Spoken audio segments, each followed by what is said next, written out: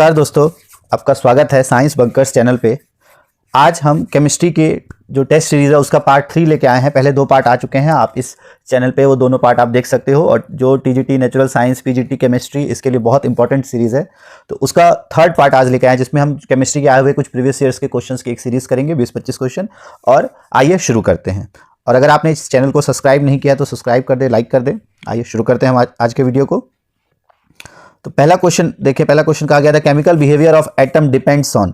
तो chemical behaviour of atom किस पे डिपेंड करता है? तो ऑप्शंस अगर आप देखो, number of protons, number of neutrons, number of electrons and number of nucleons.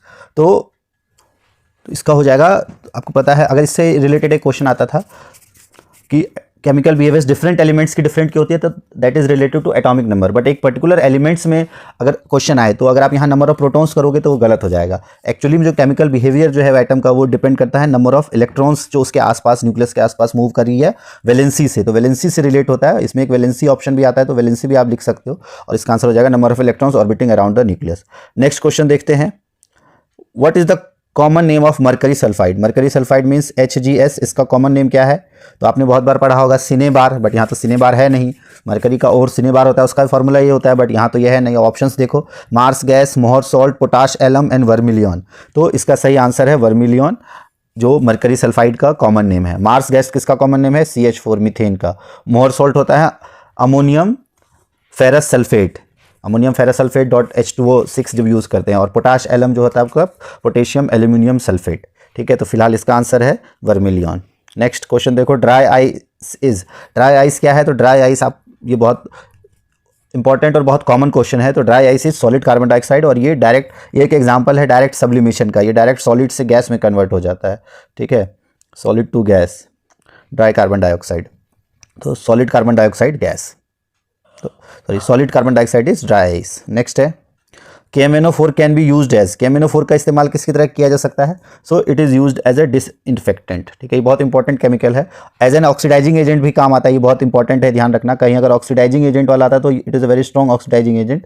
तो ऑक्सीडाइजिंग एजेंट के तौर पर भी इसका होता है, बट इन चारों में डिसइंफेक्टेंट आंसर होगा आपका। और ये WHO रिकमेंडेड है कि एक पर्टिकुलर जो आपका मेडिकल किट बनाए तो उसमें KMnO4 जरूर होना चाहिए as a disinfectant. Next question, next है एप्सम सॉल्ट। तो Epsom salt is used as. तो एप्सम सॉल्ट क्या होता है? ये एक रॉक सॉल्ट, या जिसे आप कह सकते हो मैग्नीशियम सल्फेट। ठीक है, इनऑर्गेनिक सॉल्ट होता है ये एप्सम सॉल्ट, और it is used as laxative और प्यूरोगेटिव। इसका आंसर हो जाएगा प्यूरोगेटिव और लग्जेटिव्स में इसका इस्तेमाल। यहाँ लग्जेटिव्स भी आ सकता था, उसमें इस्तेमाल करते हैं, या इसमें प्यूरोगेटिव भी। तो इसका मतलब क्या होता है? तो ये एज अ जो अनवांटेड वेस्ट हमारे बॉडी से निकालने का काम करता है, फिकल मैटर को आसानी से, जो हमारा जो स्टूल्स है उसको लूजन आउट करता है। तो लेग्जेटिव्स या प्यूरोगेटिव्स की तरह इसका इस्तेमाल कर सकता है। So that is Epsom salt, और इसका फॉर्मूला होता है MgSO4। नेक्स्ट क्वेश्चन है, in the periodic table of elements on moving from left to right across a period the atomic radius. आपको पता है, अगर आप पीरियोडिक टेबल में, अगर इस तरह से आपका पीरियोडिक टेबल है, अगर आप लेफ्ट टू राइट मूव करते हो तो एक पर्टिकुलर पीरियड में जब लेफ्ट टू राइट मूव करते हो तो नंबर ऑफ इलेक्ट्रॉन्स इंक्रीज होंगे, और जो नंबर ऑफ शेल्स है वो सेम है। तो इलेक्ट्रॉन और न्यूट्रॉन्स के बीच में, जो आपका न्यूक्लियस है उसके बीच में अट्रैक्शन बढ़ती जाएगी, क्योंकि जो आपके प्रोटॉन्स भी बढ़ते जाएंगे, इलेक्ट्रॉन्स भी बढ़ेंगे, और अट्रैक्शन होने से साइज क्या है वो डिक्रीज हो जाएगा। तो the atomic radius decreases. Next है, what is the element that is highest percentage in composition of earth? Earth में सबसे ज़्यादा कॉम्पोजिशन में क्या है? तो इसका आंसर है ऑक्सीजन। लगभग 46% जो है वो अर्थ में किसी न किसी फॉर्म में ऑक्सीजन, और लगभग 28% जो है वो सिलिकॉन। सेकंड में सिलिकॉन, और इसके बाद ऑक्सीजन। अगर एक चार्ट देखा जाए तो टॉप जो एलिमेंट्स है उसमें ऑक्सीजन आपका 46% है, फिर सिलिकॉन 28%, थर्ड नंबर पे एल्यूमिनियम 8%, देन आयरन 5.63%, कैल्शियम 4.15, फिर sodium, magnesium, potassium, titanium and then hydrogen, और बाकी एलिमेंट्स 0.48%। तो टॉप 10 एलिमेंट्स में सबसे ज़्यादा ऑक्सीजन और सिलिकॉन होते हैं, और अधिकतर जो सिलिकेट्स के फॉर्म में होते हैं, जो ऑक्सीजन और सिलिकॉन के कंपाउंड्स होते हैं अर्थ में। तो ये आपको पता होना चाहिए। नेक्स्ट क्वेश्चन देखते हैं। नेक्स्ट है, isobars are lines joining the places having equal. तो अर्थ पे जिन प्लेसेस में जो प्रेशर है वो सेम होता है उन्हें हम कहते हैं आइसोबार। ठीक है, तो आइसोबार्स प्रेशर से रिलेटेड होता है। इसमें एक आइसोबार आपका एटम स्ट्रक्चर से भी रिलेटेड होता है, जिसमें सेम एटॉमिक नंबर जो है वो डिफरेंट, और एटॉमिक मास जो है वो सेम हो जाता है। जैसे एग्जांपल देखा जाए, अगर आप सोडियम का देखो 1123 और मैग्नीशियम जो है उसका 12 एटॉमिक नंबर है, तभी 23 है, तो दोनों का मास सेम है, तो ये भी आइसोबार कहलाते हैं ये। तो लेकिन फिलहाल यहाँ जो आइसोबार की बात की जा रही है वो ऐसे लाइन जो कि एक प्लेसेस जो इक्वल प्रेशर वाले प्लेसेस को ज्वाइन करे एक लाइन, उसे कहते हैं आइसोबार्स। नेक्स्ट है CO2 when passes in excess in lime water turns colorless again because of। तो आपको पता है ये लाइम वाटर वाला ये क्वेश्चन काफ़ी इंपॉर्टेंट रहता है, हर बार आता है इससे रिलेटेड क्वेश्चन। जैसे इसमें दो तीन चीज़ आपको पता होना चाहिए, जैसे आपका CaO, ठीक है, इसको कहते हैं क्विक लाइम, और जब इसमें हम वाटर ऐड करते हैं, ठीक है, तो ये बन जाता है CaOH2, ठीक है, ये होता है आपका लाइम वाटर। अब ये CaOH2 में तो अच्छा, इसे हिंदी में कहते हैं बुझा हुआ बिना बुझा चूना, इसे कहते हैं बुझा हुआ चूना। और जब हम CaOH2 लाइम वाटर में जब हम कार्बन डाइऑक्साइड पास करते हैं, जब इसमें से हम कार्बन डाइऑक्साइड पास करते हैं तो हमारा बन जाता है कैल्शियम कार्बोनेट। ये आप लोगों ने पढ़ा है, जो संगमरमर का फॉर्मूला होता है, या जो चौक का फॉर्मूला होता है, या दीवार जो है वो कुछ देर बाद अगर आप दीवारों पे पुताई की जाए तो चमकने क्यों लगते हैं, इसके कारण। लेकिन अगर और प्लस में यहाँ H2O भी बनता है, और अगर प्लस में एक्सेस कार्बन डाइऑक्साइड यहाँ दिया जाए तब ये एक्सेस कार्बन डाइऑक्साइड अगर इसको मिलता रहे तो ये बना लेता है calcium hydrogen carbonate CaHCO3 twice, ठीक है। तो ये जो कंपाउंड है CaHCO3 ट्वाइस कैल्शियम बाइकार्बोनेट या हाइड्रोजन कार्बोनेट, तो इसका आंसर है। और ये आपका होता है वाइट कलर का जो प्रेसिपिटेट फॉर्म में रहता है, और ये जब उसमें हम कार्बन डाइऑक्साइड पास करते हैं तो मिल्की टर्न्स मिल्की हो जाता है, और जब दोबारा उसमें कार्बन डाइऑक्साइड ज़्यादा देर तक पास करें फिर से वो कलरलेस हो जाता है, तो ये क्या बन जाता है, कैल्शियम बाइकार्बोनेट। नेक्स्ट क्वेश्चन है which of the following is called pearl ash. तो पर्ल ऐश किसको कहते हैं, तो इसका आंसर है पोटेशियम कार्बोनेट, ठीक है।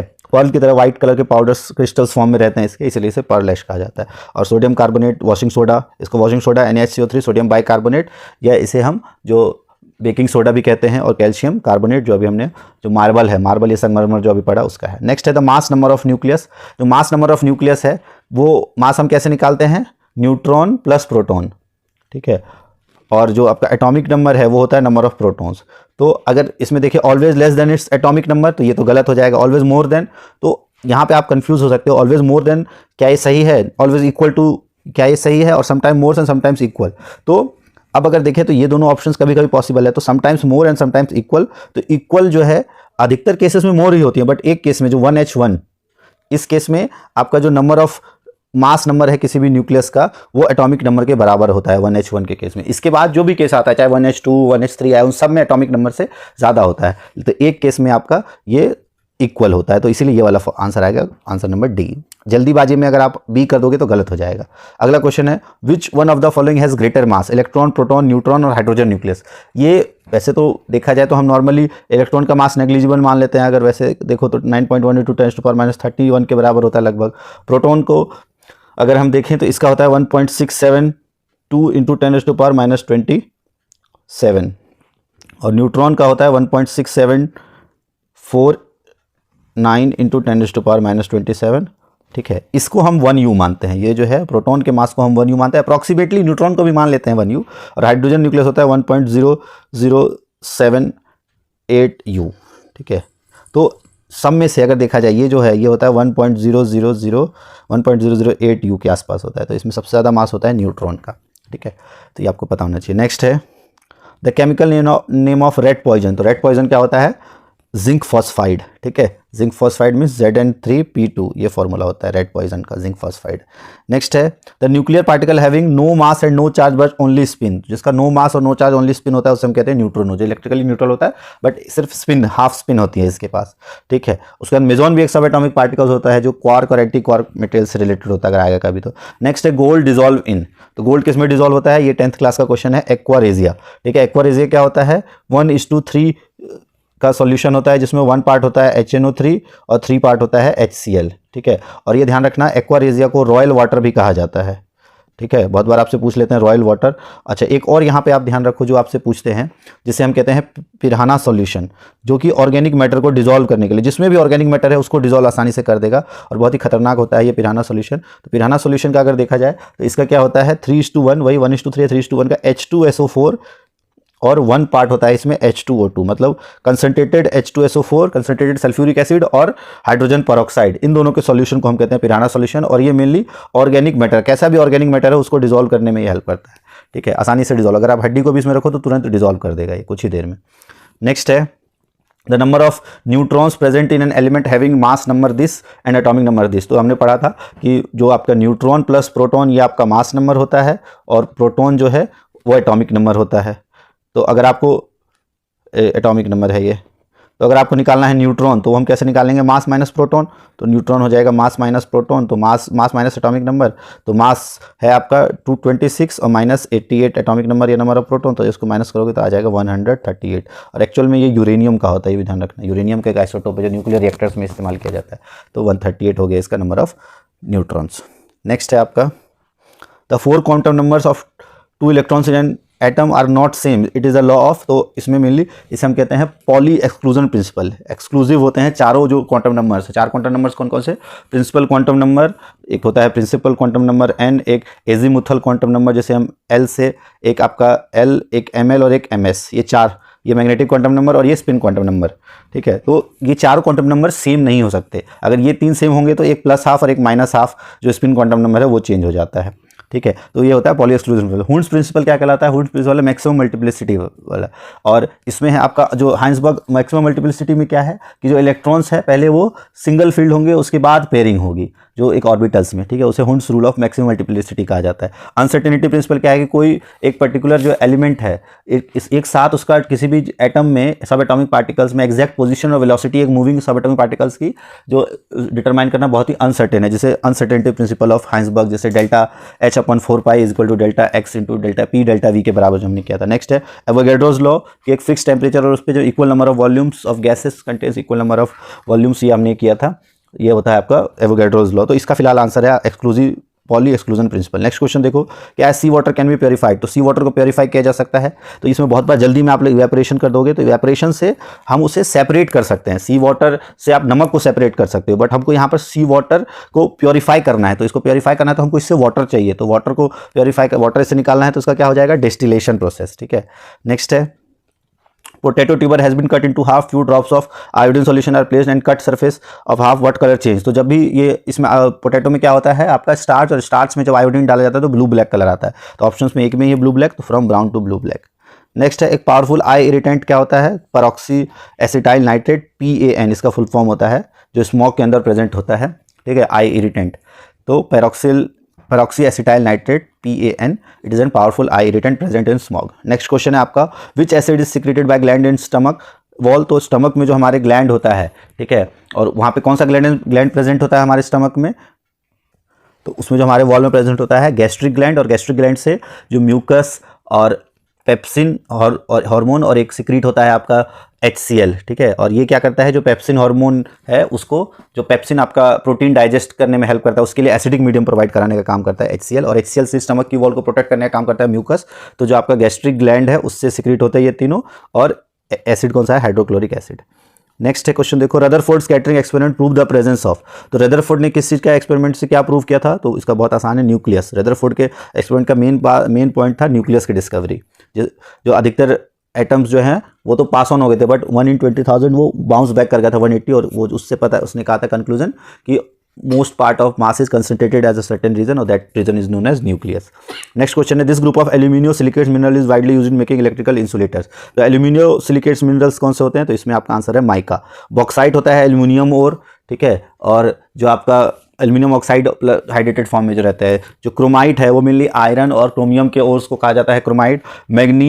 मैंगनीज जो है वो आपका MnO2 इसका ओर होता है जिससे मैंगनीज निकाला जाता है, और माइका जो है उससे एल्यूमिनियो सिलिकेट मिनरल्स होते हैं जो इलेक्ट्रिकल इंसुलेटर्स बनाने में इस्तेमाल किया जाता है। नेक्स्ट है total energy of an revolving electron in an atom is. तो जो एनर्जी होती है रिवॉल्विंग इलेक्ट्रॉन की, वो mainly potential energy plus kinetic energy के बराबर है, और इसमें जो पोटेंशियल एनर्जी है ये हमेशा नेगेटिव होता है, और काइनेटिक एनर्जी वेलोसिटी के स्क्वायर होने के कारण ये पॉजिटिव हो जाती है, बट ओवरऑल जो ये ध्यान रखना, ओवरऑल जो एनर्जी है रिवॉल्विंग इलेक्ट्रॉन की वो नेगेटिव होती है, और मैक्सिमम जो इसकी एनर्जी है वो होती है 0। तो हमेशा ये 0 या 0 से कम ही होगी, तो इसका आंसर हो जाएगा C, can never be positive. Next है आपका, a mixture of water and alcohol can be separated by. अब आपको पता है दोनों का बॉइलिंग पॉइंट अलग है, तो इनको सेपरेट करने के लिए हम किसका इस्तेमाल करेंगे, डिस्टिलेशन डिस्टिलेशन का, और एक्चुअल में यहाँ पे एक वर्ड और आना था फ्रैक्शनल डिस्टिलेशन, प्रॉपर वही होता है। अगर 2 दिया रहता फ्रैक्शनल डिस्टिलेशन और डिस्टिलेशन तो आंसर होता है फ्रैक्शनल डिस्टिलेशन, लेकिन अगर सिर्फ डिस्टिलेशन है तो आंसर हो जाएगा डिस्टिलेशन। डिकेंटेशन क्या होता है कि जब कोई एक टेस्ट ट्यूब में आपको कोई सॉलिड पार्ट नीचे बैठ जाए और इंप्योरिटीज नीचे आ जाए और ऊपर लिक्विड पार्ट बैठे, तो लिक्विड पार्ट को अलग से सेपरेट आउट करना कहलाता है डिकेंटेशन। इवेपोरेशन और फिल्ट्रेशन तो पता ही है आपको। नेक्स्ट है, तो इस तरह से दोस्तों ये वाली वीडियो आपके जो हमारा केमिस्ट्री सीरीज है उसका पार्ट 3 है। अगर आपको वीडियोस अच्छी लगी हो और ये आपके इंपॉर्टेंट बहुत एग्जाम के लिए, अगर आपको वीडियो अच्छी लगी हो तो आप इसको लाइक करो, कमेंट करो। अगर आपको कुछ सजेशंस देना हो किस तरह से हम इसको और बेटर कर सकते हैं, और अब please like, subscribe and share with your friends. Thank you.